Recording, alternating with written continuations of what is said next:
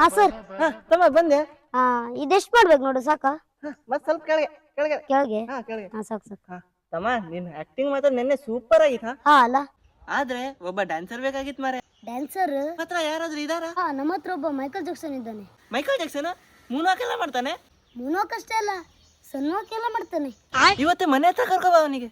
ಹಾ ಸರ್ ಆಮೇಲೆ ಕರ್ಕೊ ಬರ್ತೀನಿ. A few moments later.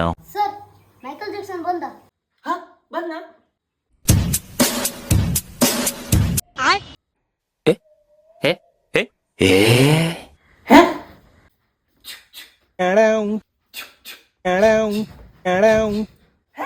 ಇವನೇ ಮೈಕಲ್ ಜಾಕ್ಸನ್?